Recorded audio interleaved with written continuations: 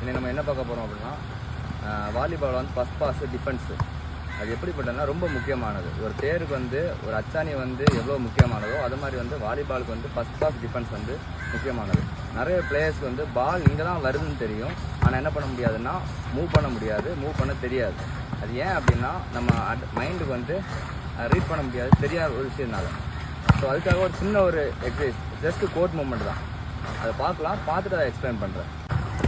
இதில் மெயின் விஷயம் என்னென்னா, நீங்கள் கோட் மூவ்மெண்ட் பண்ணுற டைம் வந்து நிறைய பேர் கிரவுண்டை பார்ப்பீங்க. அது வந்து ரொம்ப பெரிய மிஸ்டேக். நீங்கள் வந்து என்ன பார்க்கணும்னா டேப்பை தான் பார்க்கணும். நெட் இருக்கு இல்லையா, நெட்டோட டேப்பை பார்க்கணும்.